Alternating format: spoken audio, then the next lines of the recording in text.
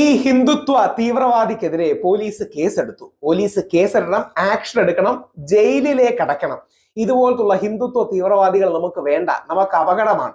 ഇദ്ദേഹത്തെ ചില ആൾക്കാർ മഹർഷി എന്നൊക്കെ അഡ്രസ് ചെയ്യുന്നുണ്ട്. എവിടത്തെ മഹർഷി? ഈ നാട്ടിൽ ഇത്രയും ശാന്താനന്ദ എന്നാണ് പേര്, ജോലി കലാപം ഉണ്ടാക്കലാണ്. എല്ലാവർക്കും നമസ്തേ. ഇപ്പോൾ നിങ്ങൾ കണ്ടു രാഹുൽ ഈശ്വർ എന്ന് പറയുന്ന ഒരു സാമദ്രോഹിയുടെ, അയാളെ അങ്ങനെ വിളിക്കാവത്തുള്ളൂ, ജൽപ്പനങ്ങൾ ശ്രീരാമദാസ മിഷൻ ആശ്രമാധിപതി സ്വാമിജിക്കെതിരെയാണ് അയാൾ ഇങ്ങനെ ഈ അധിക്ഷേപ വാക്കുകൾ ചൊരിയുന്നത്. അദ്ദേഹത്തിനെ തീവ്രവാദി എന്നൊക്കെയാണ് വിളിച്ചിരിക്കുന്നത്. ഇയാൾ നമുക്ക് വേണ്ട എന്നൊക്കെയാണ് പറയുന്നത്. ഇവനാരാണ് ഈ ഇത്തരം കാര്യങ്ങൾ പറയാൻ അധികാരം കൊടുത്തിരിക്കുന്നത്? ഇവന് നമ്മൾ ഒരു ബഹുമാനം നൽകേണ്ട ഒരാളല്ല ഈ രാഹുൽ ഈശ്വർ എന്ന് പറയുന്ന ഈ പക്കാ തീവ്രവാദി. ഇവനെ കുറിച്ച് നമ്മൾ ചിന്തിച്ചു നോക്കുക. ഇവൻ പോപ്പുലർ ഫ്രണ്ട് പോലുള്ള തീവ്രവാദ സംഘടനകളുമായിട്ട് ചേർന്ന് അവരുടെ പണം വാങ്ങിക്കൊണ്ട് തന്നെയാണെന്ന് നമ്മൾക്ക് വിശ്വസിക്കേണ്ടിയിരിക്കുന്നു. അവർക്ക് വേണ്ടി പ്രവർത്തിച്ച് രാജ്യവിരുദ്ധ പ്രവർത്തനം, ഈ ഹിന്ദുവിരുദ്ധ പ്രവർത്തനം നടത്തുന്നവനാണ് ഈ രാഹുൽ ഈശ്വർ എന്ന് പറയുന്ന ഈ തെമ്മാടി തെമ്മാടി എന്ന് പറയുന്നതിനെക്കാട്ടി വലിയ പദമാണ് ഇവന് എതിരെ ഉപയോഗിക്കേണ്ടത്.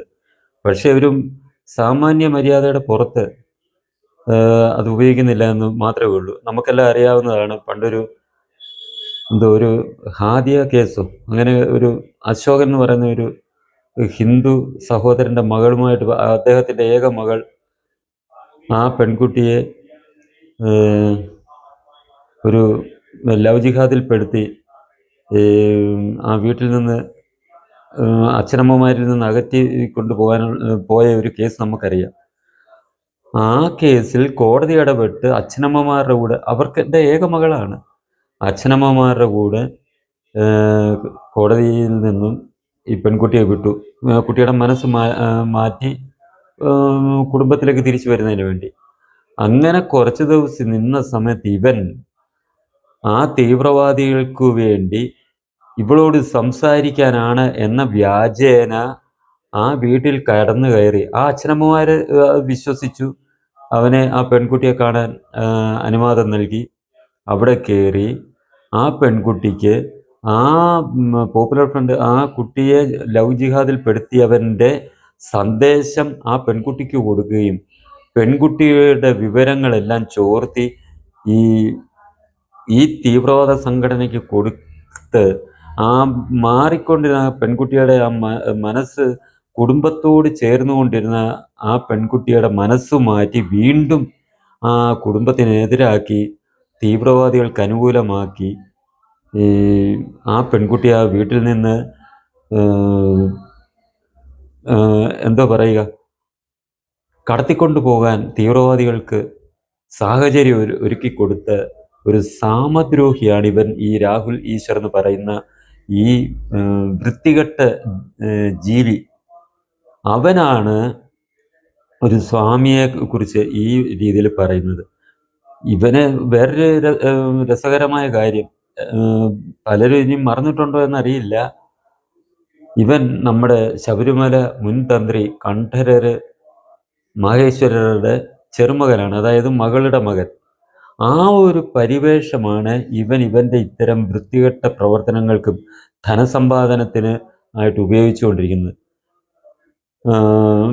ഏത് രീതിയിലും ധനമുണ്ടാക്കണം, എന്ത് വിധ്വംസ പ്രവർത്തനം നടത്തിയാലും ധനം ഉണ്ടാക്കണം എന്നുള്ള ഒരു മനോഭാവം ആണ് ഇവനുള്ളത്. പറഞ്ഞു കേൾക്കുന്നത്, ഇവൻ്റെ ഈ സ്വഭാവം കാരണം ഇവനെ കുടുംബത്തിൽ നിന്ന് തന്നെ മാറ്റി നിർത്തിയിരിക്കുന്ന ഒരു വ്യക്തിയാണെന്നാണ് ഇവനെക്കുറിച്ച് കേട്ടറിവുള്ളത്. അത് സത്യമാണോ കള്ളമാണോ എന്ന് എനിക്ക് അറിയത്തില്ല. കാരണം ഇവനെക്കുറിച്ച് കൂടുതൽ അന്നത്തെ ആ പെൺകുട്ടിയുമായിട്ട് ബന്ധപ്പെട്ട് ഇവൻ ജിഹാദികളുമായിട്ട് ചേർന്ന് ഇത്തരം ഒരു പ്രവർത്തനം നടത്തിയതിന് ശേഷം ഇവനെക്കുറിച്ച് കേൾക്കുന്നത് തന്നെ അറപ്പാണ്. അത്രമാത്രം ഒരു സാമദ്രോഹി ഹിന്ദുവിരുദ്ധനാണ് ഇവൻ. സ്വാമി പറഞ്ഞത് എന്താണെന്നുള്ളത് നമ്മൾ മനസ്സിലാക്കുക. പണ്ട് തൊട്ടേ, അതായത് പണ്ട് പുരാതന കാലം തൊട്ടേ പറഞ്ഞു കേൾക്കുന്ന ഒരു കാര്യമാണ്. വാപുരൻ സ്വാമിയെയാണ് വാവർ സ്വാമി എന്ന് നമ്മൾ വിളിക്കുന്നതെന്നാണ് ഇപ്പോൾ പറഞ്ഞു കേട്ടത്. അതായത് അയ്യപ്പ ചരിതം ഉൾപ്പെടെയുള്ള, എനിക്ക് തോന്നുന്നത് ശ്രീഭൂതനാഥ സർവസ്വത്തിലും അങ്ങനെയാണ് കൊടുത്തിരിക്കുന്നതാണ്, പറഞ്ഞിരിക്കുന്നതെന്നാണ് എൻ്റെ ഓർമ്മ. എൻ്റെ ചെറുപ്പത്തിലാണ് ഞാനത് വായിച്ചിട്ടുള്ളത്. അത് ശിവഭൂതമായ വാപുരനാണ് വാവരസ്വാമിയായിട്ട് നമ്മൾ പറഞ്ഞു വന്നതെന്നാണ് പൊതുവെയുള്ള ഒരു വിശ്വാസം. ശരണം വിളിക്കുമ്പോഴും വാവരസ്വാമി എന്ന് ശരണം എൻ്റെ അയ്യപ്പ എന്ന് വിളിക്കുന്നുണ്ട്, പലയിടത്തും വാപുരൻ സ്വാമി എന്ന് വിളിക്കുന്നുണ്ട്. അതും നൂറ്റാണ്ടുകളായി തുടർന്നു വരുന്ന കാര്യമാണ്. അത് തന്നെയല്ല, ഈ മറ്റൊരു വിശ്വാസവും രൂഢമൂലമായിട്ടിരിക്കുന്ന വിശ്വാസം എന്ന് പറഞ്ഞാൽ, ഇസ്ലാം മതം ഉണ്ടാകുന്നതിന് മുമ്പ് തന്നെ ഉള്ളതാണ് ഈ അയ്യപ്പൻ്റെ ചരിത്രം. അപ്പോൾ സ്വാഭാവികമായിട്ടും വിശ്വാസികളാണെങ്കിലും ആരും ചിന്തിച്ചു, ഇസ്ലാം ഉണ്ടാകുന്നതിന് മുമ്പ് എങ്ങനെയാണ് ഒരു മുസ്ലിം അയ്യപ്പൻ്റെ അനുചരനാകുക എന്നുള്ളത് സ്വാഭാവികമായിട്ടും നമ്മൾ ചിന്തിച്ചു പോകുന്ന കാര്യമാണ്. ഒരു മതം ഉണ്ടായതിനു ശേഷമല്ലേ ആ ഒരു മതാനുയായി ഉണ്ടാവുകയുള്ളൂ. അതേസമയം ഹിന്ദു മതത്തിൻ്റെ കാര്യം പറഞ്ഞാൽ അതിനൊരു സ്ഥാപകനില്ലാത്തത് കൊണ്ട് അത് അനാദികാലം മുതലുള്ള ഒരു സംസ്കാരമാണ് എന്നാണ് നമ്മൾ മനസ്സിലാക്കുന്നത്. ഇസ്ലാം മതത്തിൻ്റെ സ്ഥാപകൻ മുഹമ്മദ് നബിയാണ്. അദ്ദേഹത്തിന് ശേഷമാണ് ഇസ്ലാം മതം ഉണ്ടായത്. ക്രിസ്തു മതം സ്ഥാപിച്ചത് അതായത് ക്രിസ്തുവാണ്. ഈ ക്രിസ്തുവിൻ്റെ വിശ്വാസികളാണ്, യേശുക്രിസ്തുവിൻ്റെ വിശ്വാസികളാണ് ക്രിസ്തു മതത്തിന് അടിത്തറയിട്ടത്. അപ്പോൾ അവർക്ക് മുൻപ് ഈ മതങ്ങളില്ലായിരുന്നു എന്നുള്ളതാണ് യാഥാർത്ഥ്യം. അതിനും മുമ്പുള്ള അയ്യപ്പൻ്റെ ചരിത്രത്തിൽ എങ്ങനെയാണ് ഈ ഒരു വാബർ എന്ന ഒരു ഇസ്ലാം മത വിശ്വാസി അനുചരനാകുക എന്നുള്ള സ്വാഭാവികമായിട്ട് നമ്മൾ ചിന്തിക്കും. ഇതുവരെ ആരും കൂടുതൽ വിവാദമാക്കിയിരുന്നില്ല, ഇതിനെക്കുറിച്ച് കൂടുതൽ ചർച്ചയാക്കിയിരുന്നില്ല. അതിന് കാരണം ഹിന്ദുവിൻ്റെ വിശ്വാസം അനുസരിച്ച് ഇപ്പം കൃഷ്ണനെ പല രീതിയിൽ ആളുകൾ പല രൂപത്തിൽ വിളിക്കുന്നുണ്ട്, പല പേരുകളിൽ വിളിക്കുന്നുണ്ട്. അദ്ദേഹത്തെ ഓരോ പ്രദേശത്തുള്ളവർ ഓരോ രീതിയിൽ അദ്ദേഹത്തെ പ്രാർത്ഥിക്കുന്നുണ്ട്. എന്നാൽ ഒരു ദൈവം തന്നെയായിരിക്കും കൃഷ്ണൻ. നമ്മുടെ ഏറ്റവും നമുക്ക് പെട്ടെന്ന് നമുക്ക് മനസ്സിലാക്കാവുന്ന ഒരു ഇതുണ്ട്. ശിവഭഗവാനെ ആളുകൾ ഏതൊക്കെ രൂപത്തിലാണ് ആരാധിക്കുന്നത്? പലയിടത്തും നന്ദനാർ എന്ന് പറഞ്ഞ് അദ്ദേഹത്തെ പൂജിക്കുന്നുണ്ട്, ആരാധിക്കുന്നുണ്ട്. ഈ ശിവഭഗവാനെ നന്ദനാർ എന്ന രീതിയിൽ പൂജിക്കുന്നുണ്ട്. കല്ലേലി പോലുള്ള ക്ഷേത്രങ്ങളിൽ കല്ലേലി അപ്പൂപ്പൻ എന്ന് വിളിച്ചിട്ട് ആ രീതിയിൽ ആരാധിക്കുന്നുണ്ട്. ഇതെല്ലാം ഒരാളിനെ തന്നെ, പക്ഷേ പല രൂപത്തിൽ നമ്മൾ ഭഗവാൻ ശിവനാണെന്ന് പോലും തോന്നാത്ത രീതിയിലുള്ള രൂപവും പേരും ഒക്കെ കൊടുത്താണ് അദ്ദേഹത്തെ അവിടെ ആരാധിച്ചു പോരുന്നത്. ഇതേപോലെ തന്നെയാണ് വാവരസ്വാമി എന്ന് പറഞ്ഞ് അദ്ദേഹത്തെ പൂജിക്കുന്നത്. അതിനകത്ത് ആർക്കും ഒരു വിരോധവും ഇല്ല. വാവരായിട്ട് അദ്ദേഹത്തെ ശരണം വിളിക്കുന്നതിലോ ആരാധിക്കുന്നതിലോ നമുക്ക് ഒരു വിരോധമില്ല. വാപുരൻ, അതായത് ശിവഭൂതഗണമായ വാപുരനായിട്ട് ആരാധിക്കുന്നതിലും നമുക്ക് വിരോധമില്ല.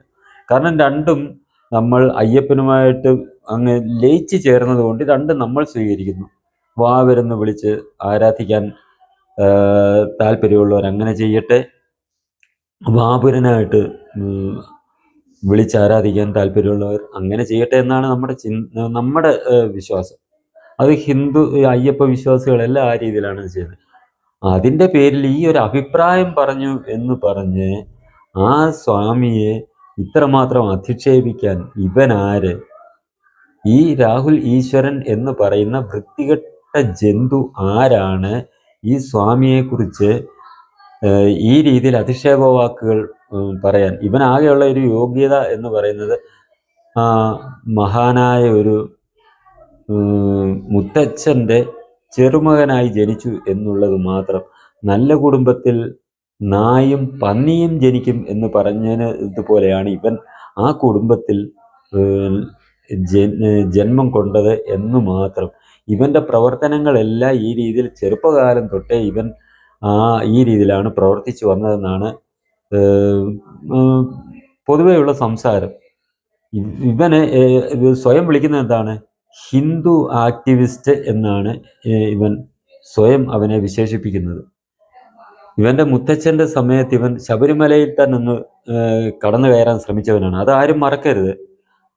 ഇവരുടെ ഈ ആ പാരമ്പര്യം അനുസരിച്ച്, ഇവരുടെ സമ്പ്രദായം അനുസരിച്ച് മക്കത്തായമാണ് ഈ ഓരോ അവകാശങ്ങളും അവർക്ക് ലഭിക്കുന്നത്. മക്കത്തായത്തിൽ കൂടിയാണ്, മരുമക്കത്തായമല്ല. അങ്ങനെ ആണ് ഇവരുടെ സമ്പ്രദായം. അങ്ങനെ വരുമ്പോൾ കണ്ഠരരും മഹേശ്വരരുടെ ആൺമക്കളിൽ കൂടിയാണ് അവിടെ തന്ത്രിസ്ഥാനം നിലനിന്ന് പോയിരുന്നത്.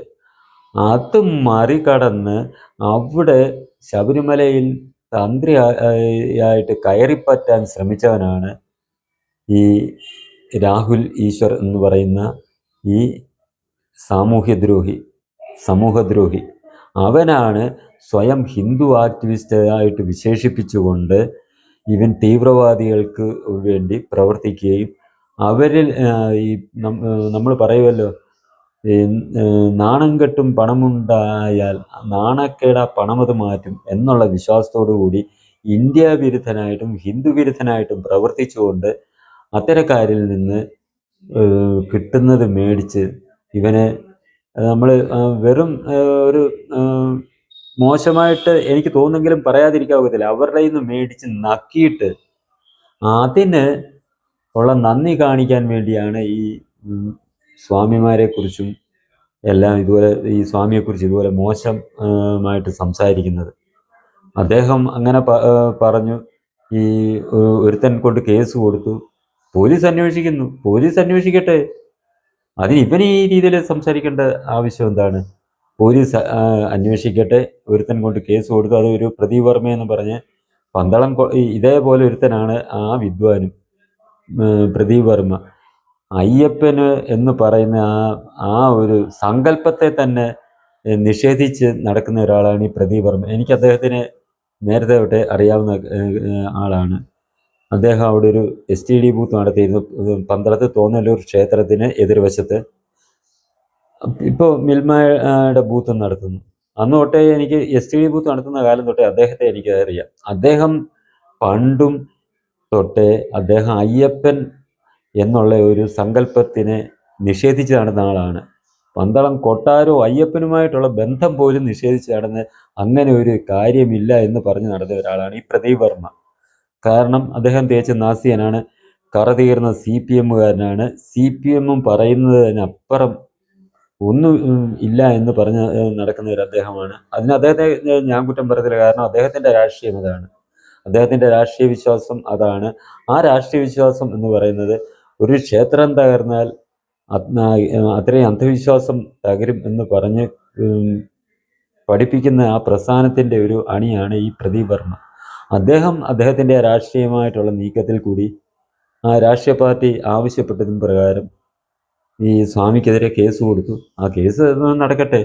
അതിനിടയ്ക്ക് കയറി ഇതേ രീതിയിൽ അധിക്ഷേപിച്ച് സംസാരിക്കാനുള്ള യോഗ്യത എന്താണ് ഇവനുള്ളതെന്ന് ഇവനത് ചിന്തിക്കത്തില്ല. കാരണം ഇവന് എങ്ങനെയും പണം ഉണ്ടാക്കണം എന്നുള്ള ചിന്തയുള്ളൂ. ഇത് കേൾക്കുന്ന വിശ്വാസി സമൂഹം തന്നെ, അല്ലെങ്കിൽ പൊതുസമൂഹം അതിനെക്കുറിച്ച് ആലോചിക്കുക. സ്വാമി പറഞ്ഞതിൽ അഭിപ്രായ വ്യത്യാസം പലർക്കും ഉണ്ടാകാം. അതനുസരിച്ച് ചിലർ പോലീസ് കേസുമായിട്ട് പോയിട്ടുണ്ട്. ആ രീതിയിൽ പോകട്ടെ. ഇവൻ എന്ത് അർഹത? ഇവൻ ഈ പറയുന്ന ഈ സ്വാമിയെക്കുറിച്ച് ഈ തോന്നിവാസം പറയുന്ന ഇവൻ ഒത്തുചേർന്ന് പ്രവർത്തിക്കുന്ന ആ തീവ്രവാദ സംഘടന ഉൾപ്പെടുന്ന മതത്തിലെ ഏതെങ്കിലും ഒരു ദുരാചാരത്തിനെതിരെ ഇവൻ സംസാരിക്കാറുണ്ടോ? അവരെടുക്കുന്ന അവർ നടത്തിയ തീവ്രവാദ പ്രവർത്തനത്തിന് എതിരെ എന്തെങ്കിലും ഇവനൊരു വാക്ക് പറയാറുണ്ടോ? അത് തെറ്റാണെന്ന് പറയാറുണ്ടോ? ഒന്നുമില്ല. അങ്ങനെയുള്ളവനാണ് ഈ സ്വാമിയെ കുറിച്ച് മോശമായിട്ട് പറഞ്ഞ് ഇവനെയൊന്നും ഈ രീതിയിലല്ല മറുപടി കൊടുക്കേണ്ടത്. അത് ഈ വിശ്വാസി സമൂഹമാണ് ഇത് മനസ്സിലാക്കേണ്ടത്. ഈ ചാനൽ നിങ്ങൾക്കിഷ്ടമായെങ്കിലും പുതിയ വീഡിയോകൾ ലഭിക്കുന്നതിനും ചാനൽ സബ്സ്ക്രൈബ് ചെയ്യുക. തുടർന്ന് വരുന്ന ബെൽ ബട്ടണുകളിലും അമർത്തുക.